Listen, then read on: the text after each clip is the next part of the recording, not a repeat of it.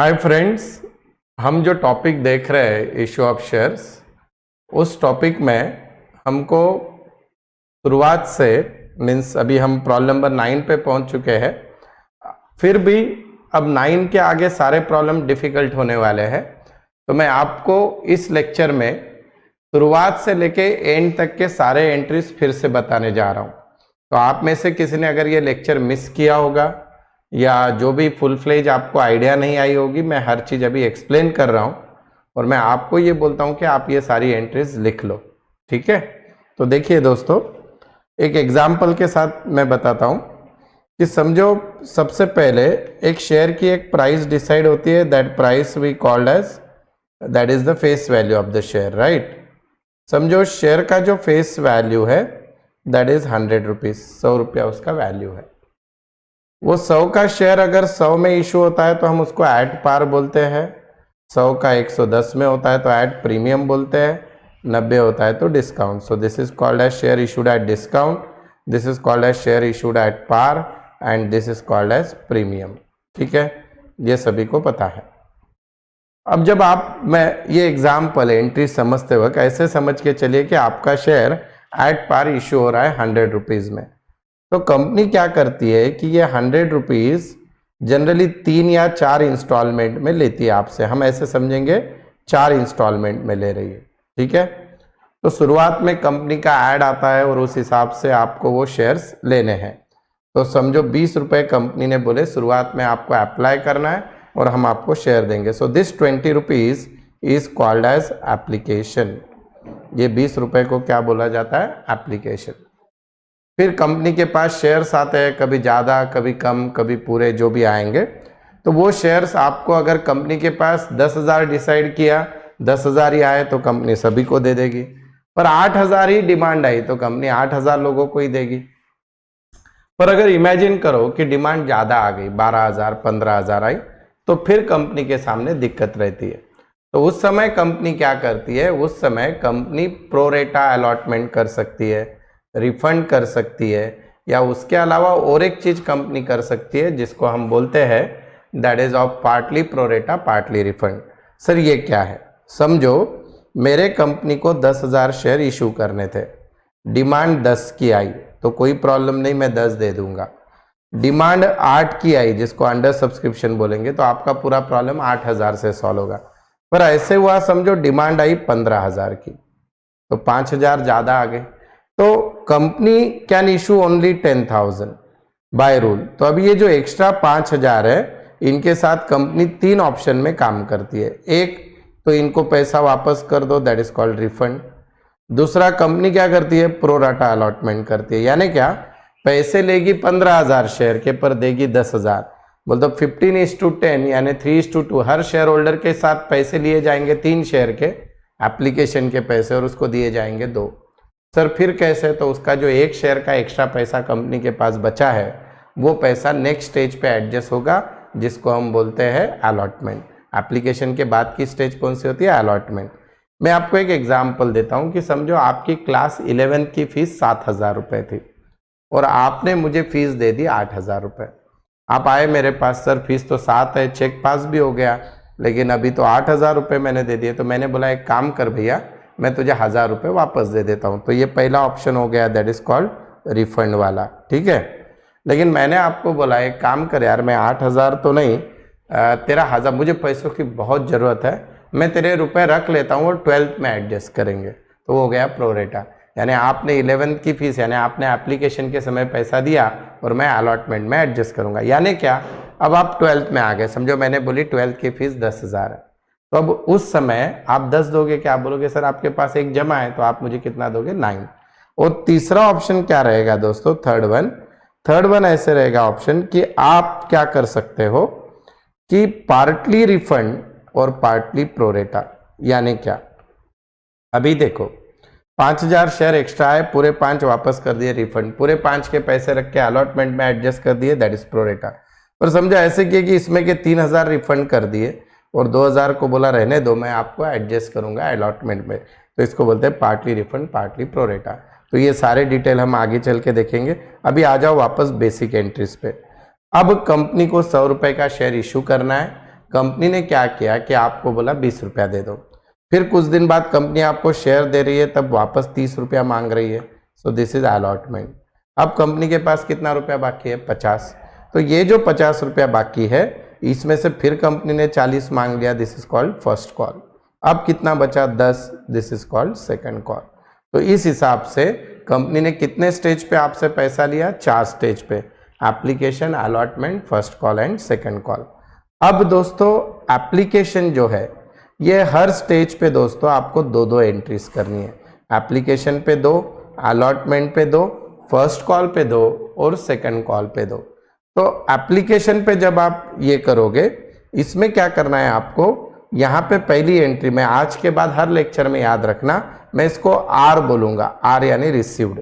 Allotment में second entry received की रहेगी, फर्स्ट कॉल में थर्ड एंट्री रिसीव्ड की रहेगी, सेकंड एंट्री, और यहाँ पे भी रिसीव्ड की रहेगी। तो टोटल जो है दोस्तों आपके 8 में से 4 एंट्री रिसीव्ड के रहेंगे, और इसमें के बचे हुए जो 4 एंट्रीज है वो ट्रांसफर के रहेंगे।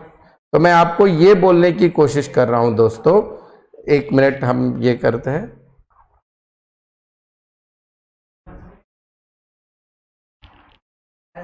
F2 दाबला में, सॉरी F2 ने परत स्टार्ट हुई। तो दोस्तों यहाँ पे जो है, आप अगर देखते हो तो रेड इंक से मैंने लिखा वर्ड ट्रांसफर और ब्लू इंक से मैंने वर्ड लिखा रिसीव्ड। तो अगर आप यहाँ पे देखते हो तो टोटल मैं कितनी एंट्रीज कर रहा हूँ? हर स्टेज के लिए मैंने यहाँ पे 2 एंट्रीज करनी है, यानी एंट्री नंबर 1, ये मेरा एंट्री नंबर 2, ये मेरा एंट्री नंबर 3, ये 5, ये 7, और इधर अगर मैं बात करूँ तो entry number 4, entry number 6, entry number 8। मैं आपको ये बताने की कोशिश कर रहा हूँ कि जो रिसीव्ड होता है दोस्तों, उसके लिए आपको 4 एंट्री करनी है, 1, 4, 6 एंड 8। और जो ट्रांसफर होता है दोस्तों, उसके लिए आपको 4 एंट्री करनी है, 2, 3, उसके बाद 5 और 7। ये तो समझ में आ गया। अब जब भी मैं रिसीव्ड वर्ड यूज करूंगा तो bank account debit to share application. जब भी मैं अलॉटमेंट रिसीव्ड बोलूंगा तो मेरी एंट्री होगी bank account debit to share allotment. जब भी मैं एंट्री नंबर 6 बोलूंगा, यानी फर्स्ट कॉल रिसीव्ड, तो मेरी एंट्री होगी bank account debit to share first call. जब भी मैं सेकंड कॉल रिसीव्ड बोलूंगा, मेरी एंट्री होगी bank account debit to share second call. या फिर मैं आपको ऐसे बोलता हूं कि जब भी रिसीव्ड वर्ड आएगा बैंक डेबिट कर दो। अभी समझो इस प्रॉब्लम में थर्ड कॉल भी आ गया, तो आप खुद बना सकते हो entry, bank account debit to share third call. अब जब मैं ट्रांसफर वर्ड यूज करता हूं, जनरली ट्रांसफर एंट्री का नाम ट्रांसफर नहीं है, वो रिकॉर्ड की एंट्री होती है, डिमांड की होती है, या वो ड्यू एंट्री होती है। तो उस समय जो आपको एंट्री करनी है दोस्तों, दैट इज व्हाट शेयर, उसकी जो एंट्री होगी दोस्तों, ट्रांसफर बोला कि शेयर कैपिटल क्रेडिट करो, यानी क्या sir? Application transfer, share application to share capital. Sir allotment transfer, share allotment to share capital. Sir first call transfer, share first call to share capital. Sir second call transfer, share second call to share capital. तो अब मैं 8 के 8 entries randomly लिख भी रहा हूं और आपको बता भी रहा हूं। देखिए दोस्तों, 1 बाय 1। सबसे पहले मैं बोलूंगा एप्लीकेशन मनी रिसीव्ड, ये लिखते जाइए आप सब लोग, एप्लीकेशन मनी रिसीव्ड। तो आपका जो एंट्री होगा वो रहेगा bank account debit to share application account, bank account debit to share application account. Second, application money transfer, application money transfer, मैं उसको ट्रांसफर वर्ड यूज कर रहा हूं, एक्चुअली होता है रिकॉर्डेड। तो इसका एंट्री होगा share application account debit to share capital. ठीक है, उसके बाद नेक्स्ट, व्हाट इज नेक्स्ट? तीसरा एंट्री सबसे इंपॉर्टेंट है, क्यों? मैं आपको बताता हूं। ये होता है अलॉटमेंट मनी ट्रांसफर। ठीक है। पर दोस्तों अलॉटमेंट मनी ट्रांसफ़र की जो एंट्री है ये 3 प्रकार की होती है। सर ये तो बताया नहीं आपने। अरे मैंने बोला ना शेयर 3 टाइप से इशू होते हैं। एक होता है issued at face value, issued at discount, issued at premium. Normal अगर एट पार इशू हुआ है उसको हम फेस वैल्यू पे बोलते हैं, तो उसकी entry normal share allotment account debit to share capital, share allotment account debit to share capital. ठीक है। पर अगर मैं ये 3A बोलता हूं, इसको ए किसके लिए, एट पार। पर अगर आपके प्रॉब्लम में डिस्काउंट दिया है तो दोस्तों डिस्काउंट कंपनी के लिए लॉस है, तो लॉस इज डेबिटेड। और अगर बैलेंस शीट बनाते हो तो डिस्काउंट को डेबिट में एसेट में लिखते हैं, तो इसकी एंट्री होगी share allotment account debit discount on issue account debit to share capital account. ये ऐसी एंट्री कब करना है दोस्तों आपको, अगर आपके प्रॉब्लम में डिस्काउंट आया तो। कंपनी लॉ 2013 के हिसाब से no company is allowed to issue shares on discount. पर ये 12th का बोर्ड है, यहाँ पे कुछ भी हो सकता है। देन सी, अगर प्रीमियम में इशू किया, मैंने अभी आपको क्या बोला कि discount is a loss for company, इसलिए उसको डेबिट करो, तो logically premium is a profit for company, तो क्रेडिट होगा। तो उसकी एंट्री होगी शेयर अलॉटमेंट अकाउंट डेबिट, आपको पॉज करके सारे एंट्रीज लिख लेना है दोस्तों, हाँ, टू शेयर कैपिटल, और उसके नीचे टू शेयर प्रीमियम या सिक्योरिटीज प्रीमियम। ठीक है। उसके बाद अब थर्ड एंट्री हो गई है, थर्ड में 3 ऑप्शन आ गए। अब फोर्थ एंट्री आप खुद भी बता सकते हो। फोर्थ क्या होता है दोस्तों, allotment money received. Allotment money received का जो एंट्री है दोस्तों, रिसीव्ड यानी कौन सा account debit, bank. So bank account debit to share allotment account, bank account debit to share allotment account. Now the fifth one is share first call transferred या recorded। ठीक है। तो फर्स्ट कॉल को transfer करना है, transfer बोला कि कौन सा account debit, share capital, debit कौन सा, first call, share first call account debit to share capital. ठीक है। अब number 6, share first call received.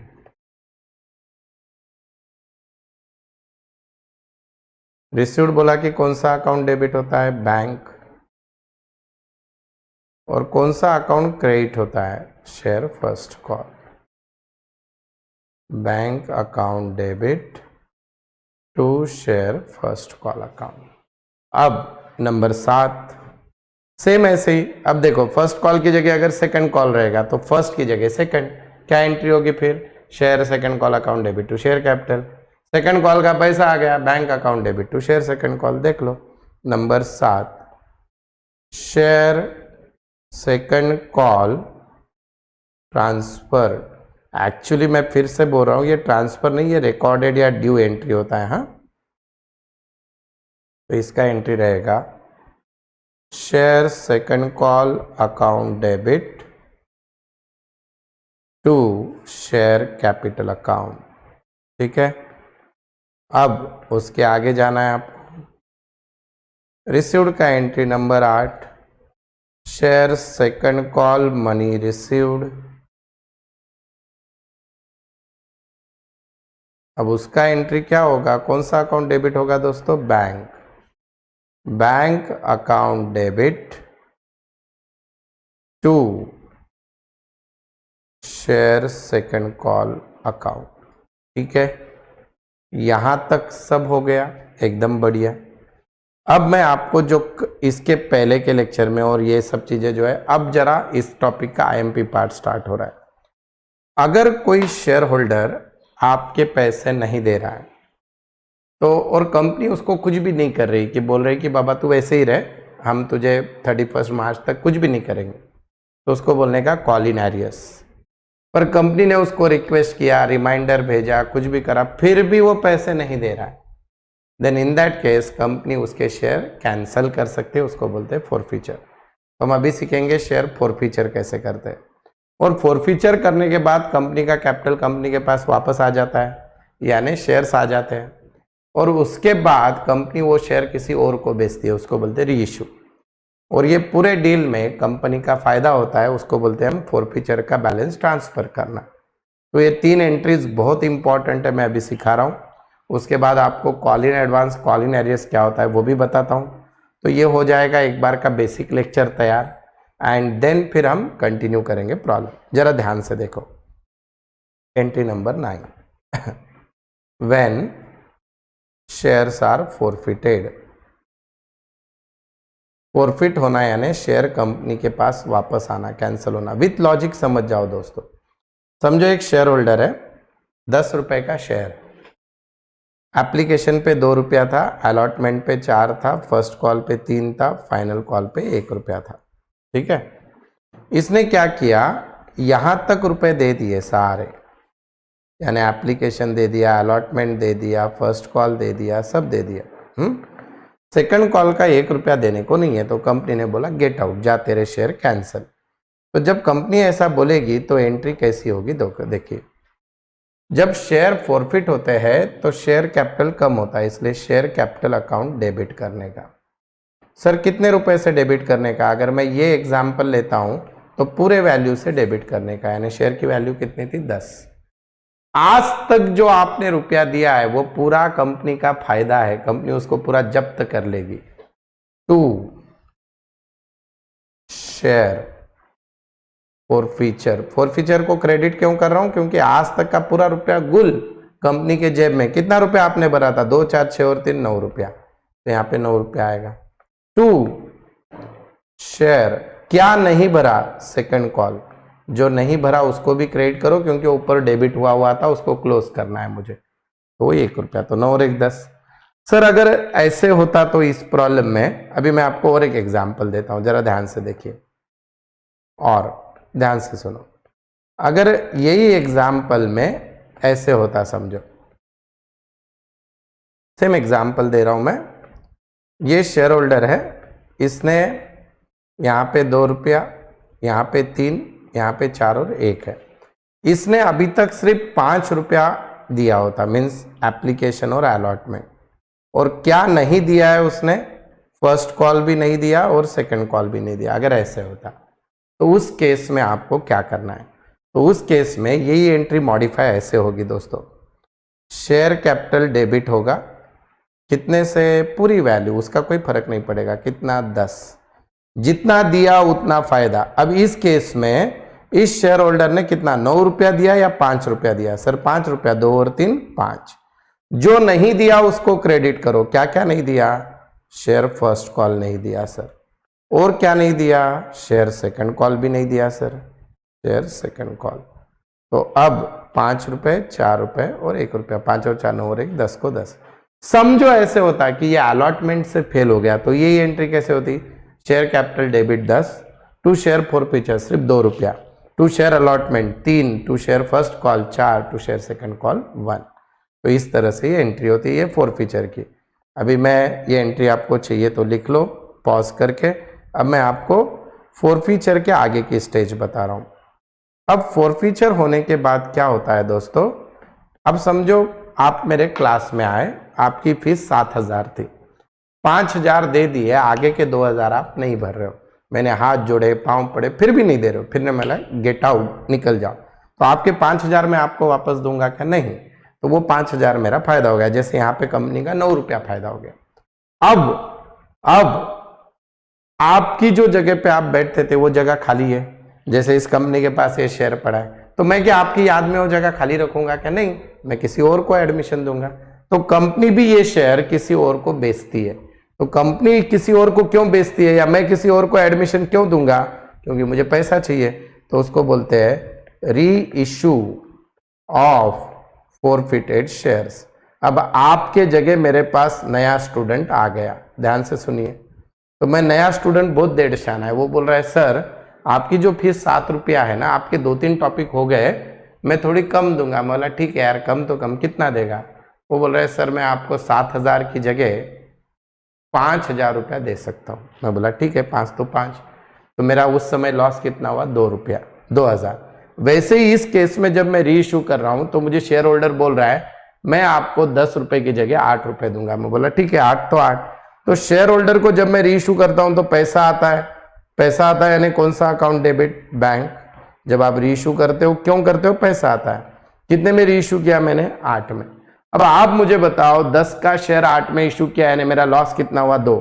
जब मेरा प्रॉफिट हुआ था तो मैंने शेयर फॉरफीचर को क्या किया था? क्रेडिट। जब मेरा लॉस होगा तो मैं शेयर फॉरफीचर को क्या करूंगा? डेबिट। तो शेयर फॉरफीचर अकाउंट डेबिट। कितना डेबिट होगा शेयर फॉरफीचर? 2 रुपया। ठीक है। To share capital, sir capital credit, अरे शेयर चले गए ना बाबा, वापस चले गए, इसलिए कैपिटल क्रेडिट। कितना? 10। समझो ये शेयर में 7 में बेचता तो यहाँ पे 7, यहाँ पे 3, यहाँ पे 10। समझो ये शेयर में 6 में बेचता, 6, 4, 10। समझो ये शेयर में 5 में बेचता, 5, 5, 10। समझो ये शेयर में 9 में बेचता, 9, 1 और 10। अब इस पूरे डील में क्या हुआ? जब मैंने आपके शेयर कैंसिल किए तो मेरा जो ये हुआ था प्रॉफिट 9, जब मैंने वापस बेचे तो मेरा लॉस हुआ 2। तो मेरा नेट प्रॉफिट कितना हुआ दोस्तों? 7 रुपया। ये प्रॉफिट जो है शेयर फॉरफीचर अकाउंट में जमा रहता है। सर हमको नहीं समझा, देखिए 2 मिनट के लिए मेरा शेयर फॉरफीचर अकाउंट है, ठीक है। क्रेडिट कितना हुआ था? 9। डेबिट कितना हुआ? 2। अब मुझे इसको मैच करना है तो कितना डिफरेंस आएगा? 7। So this 7 rupees is my profit. तो ये जो प्रॉफिट होता है शेयर फॉरफीचर डेबिट करके एक विशिष्ट अकाउंट को भेजते हैं, उस अकाउंट का नाम होता है कैपिटल रिजर्व। तो इस प्रॉब्लम की मेरी लास्ट एंट्री रहेगी मास्टर एंट्री, जहाँ पे मेरा ये प्रॉब्लम खत्म हो जाएगा, जिसको हम बोलते हैं transfer of balance of share forfeiture account.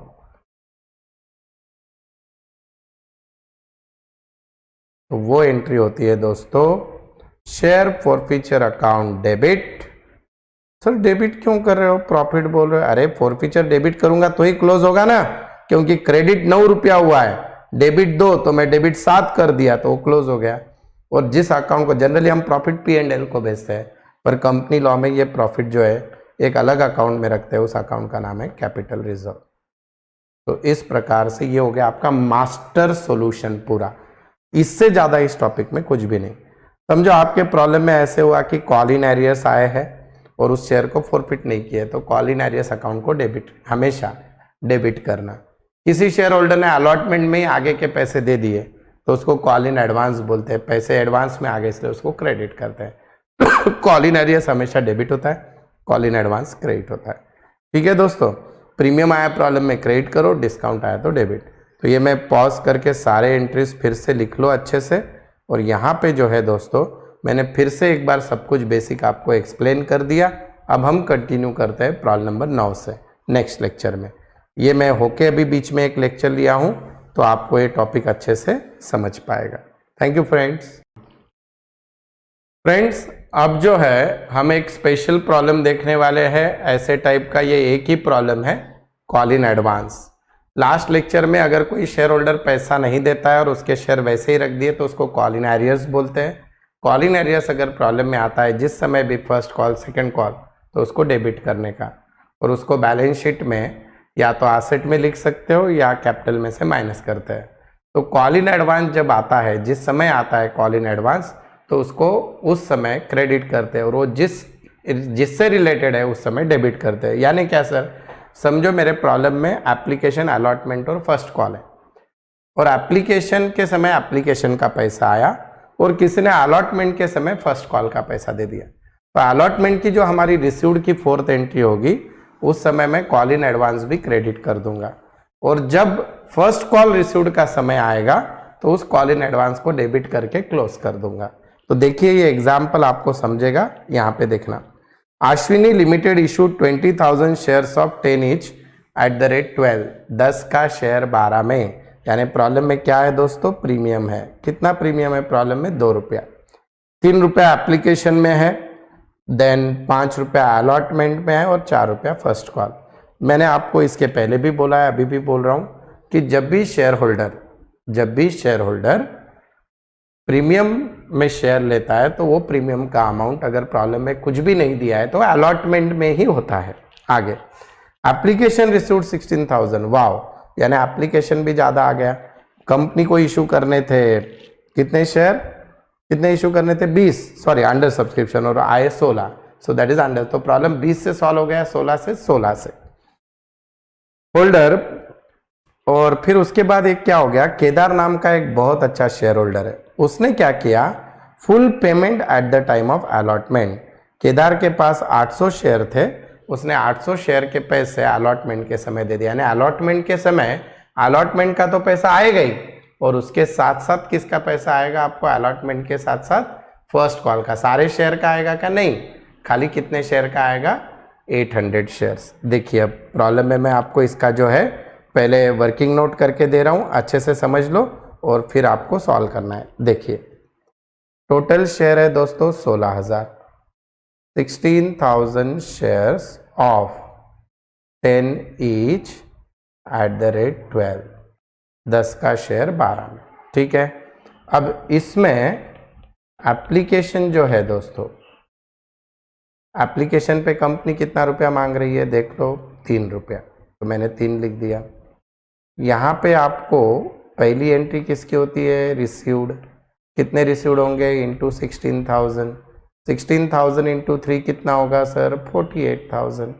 अब ट्रांसफर इंटू 16,000, फिर से कितना होगा, 48,000, बराबर है। अब उसके बाद अलॉटमेंट काफ़ी इंपॉर्टेंट है। अलॉटमेंट जो है 5 रुपया है, पर ये 5 रुपये बना कैसे है, इसमें कैपिटल का 3 ही रहेगा क्योंकि 2 रुपया किसका है, प्रीमियम का है। जब भी प्रॉब्लम में प्रीमियम आता है तो प्रीमियम अलॉटमेंट में होता है। यहाँ पे भी आपकी पहली एंट्री रिसीव्ड नहीं होती है, ट्रांसफ़र होती है। इंटू 16,000 किया, 16,000 इंटू 5 कितना होगा, 80,000। अब यहाँ पे ध्यान दो, रिसीव्ड होते समय इंटू 16,000 80,000 तो आएंगे ही, पर एक शेयर होल्डर बहुत अच्छा है, केदार ने क्या किया, नेक्स्ट स्टेप का पैसा अभी दे दिया। तो नेक्स्ट स्टेप का पैसा अगर अभी आया तो उसको बोलते हैं कॉल इन एडवांस। कितने शेयर है उसके पास, 800। नेक्स्ट स्टेज पे रुपया कितना है दोस्तों, 4, 800 इंटू 4, 3,200 आपको आएगा कॉल इन एडवांस। तो ये जो 3,200 एक्स्ट्रा आए हैं ये भी आपको अलॉटमेंट के समय आएंगे। बोलते अलॉटमेंट रिसीव्ड होते समय 80,000 नहीं, कितने रिसीव्ड हो गए आपको, 83,200, ये दोनों आएंगे। और ये जो एडवांस अभी आ गया, जब फर्स्ट कॉल रिसीव्ड होगा उतना कम हो जाएगा रुपया, क्योंकि आपने अगर पैसा अभी ज़्यादा दे दिया तो बाद में कम देना पड़ेगा। अब आ गया मैं लास्ट स्टेज पे, first call, first and final बोलेंगे हम उसको। कितना रुपया है, 4।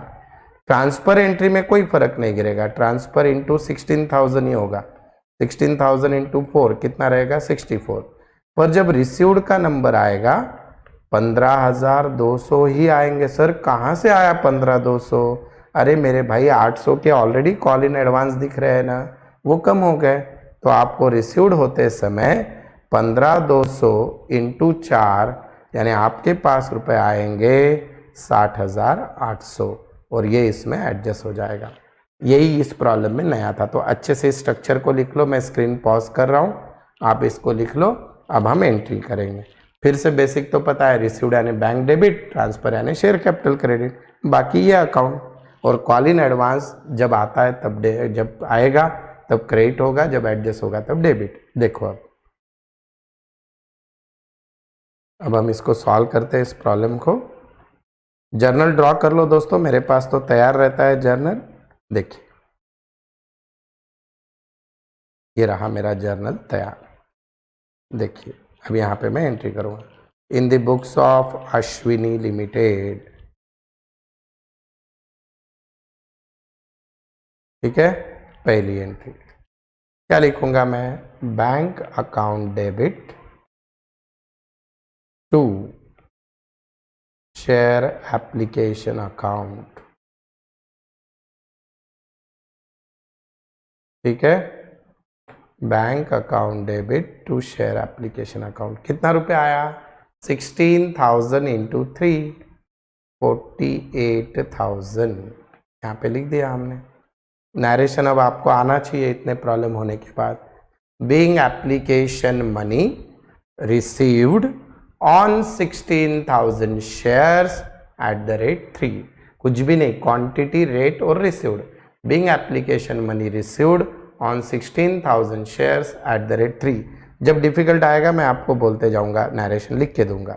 अब एप्लीकेशन ट्रांसफर करना है, share application account debit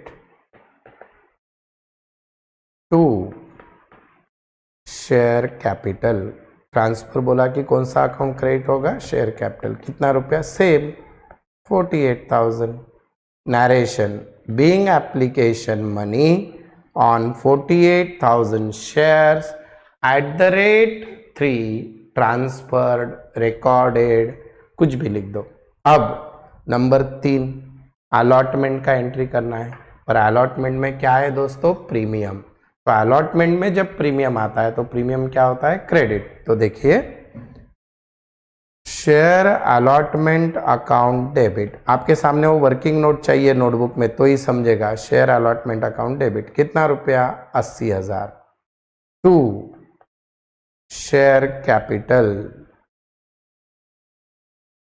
share allotment account debit to share capital कितना रुपया है, कैपिटल का 3 रुपया था सर, तो 3 into 16,000 48,000 to share premium, premium का 2 रुपया था, 2 इंटू 16,000 प्रीमियम विल बी 32,000। ये हो गया। इसका नरेशन अगर आपको नहीं आता है सर, वो प्रीमियम है ना इसलिए थोड़ा टफ लग रहा है, लिख देता हूँ। Being allotment money on 16,000 shares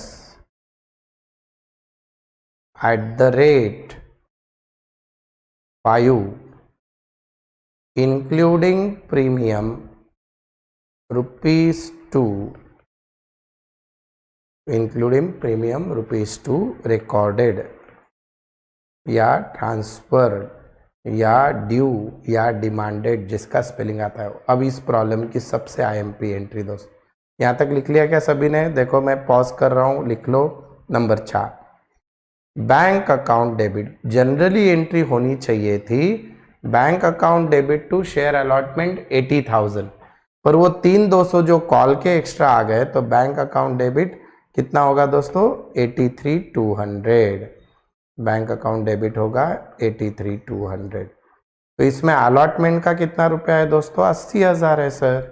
तो एंट्री तो मैच हुई नहीं, होगी भी नहीं। क्यों नहीं होगी, क्योंकि जो 3,200 है वो किसके है दोस्तों, कॉल इन एडवांस। आगे के स्टेप के पैसे अभी आ गए, कॉल इन एडवांस 800 शेयर का इंटू 4 3,200। अब नरेशन देखिए, being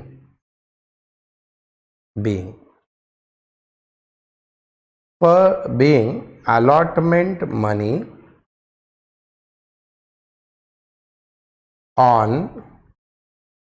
16,000 shares at the rate 5 and call in advance on 800 shares at the rate 4 received. ठीक है, ये हो गया हमारा। अब आगे बढ़ते हैं, नंबर 5 क्या है, first call normal transfer entry, share first call account debit to share capital, share first call account debit to share capital. ये एंट्री को कुछ फर्क नहीं गिरेगा, जो नॉर्मल अमाउंट आएगा वही, यानी 16,000 इंटू 4 64,000।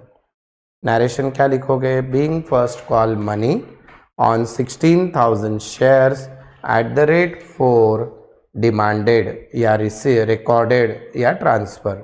अब लास्ट एंट्री इंपॉर्टेंट है, फिर से नंबर 6 ध्यान से देखो। नॉर्मली एंट्री होने वाली थी bank account debit to share first and final call, पर जो कॉल इन एडवांस अभी मैंने ऊपर आया था उसको मैंने उस समय क्या किया था, क्रेडिट किया था। अब उसको मुझे कैंसिल करना है, क्लोज करना है, तो उसको मुझे क्या करना पड़ेगा, डेबिट, क्योंकि इससे रिलेटेड है। तो यहाँ पे लिखने का कॉल इन एडवांस डेबिट। तो बैंक में आपके दोस्तों 64,000 नहीं आएंगे, 60,800। कॉल इन एडवांस कितना आएगा, 3,202। Share first and final call 64। तो इस प्रकार से कॉल इन एडवांस एक बार डेबिट हो गया, एक बार क्रेडिट हो गया, तो उसका अकाउंट क्लोज हो गया। नरेशन यहाँ पे लिखोगे, being first and final call money on 15,200 नहीं, हाँ 200 शेयर्स पे आया है, eight the rate for received, और चाहिए तो आगे लिख सकते हो after adjusting call in advance. तो इस प्रकार ये प्रॉब्लम था। तो कॉल इन एडवांस अगर प्रॉब्लम में आता है तो एक बार वो क्रेडिट होता है, जब उसका टाइम आ जाता है तो डेबिट होता है। अच्छे से लिख लो प्रॉब्लम। ये स्क्रीन आपको पॉज करना है तो ये पहले 3 एंट्री, और उसके बाद ये 4th सबसे इम्पॉर्टेंट एंट्री, फिर 5th और 6th आप लिख सकते हो। ठीक है दोस्तों, चलो अब हम बढ़ते हैं नेक्स्ट प्रॉब्लम पे। आपके टेक्स्ट बुक में जो प्रॉब्लम दिया है 10, 11 और शायद 12 भी, तो वो बहुत डिफ़िकल्ट लेवल का है। आपके सिलेबस में वो नहीं आएगा क्योंकि वो 3-4 बार शेयर फॉरफिट हुए हैं, 2-3 बार। तो वो अभी आपकी लेवल नहीं कि वो समझ के लिए, अगर आपकी उतनी बन गई तो मैं पक्के से सिखाऊंगा। अभी हम लेते हैं फॉरफीचर के बेसिक प्रॉब्लम और फॉरफीचर के एडवांस प्रॉब्लम।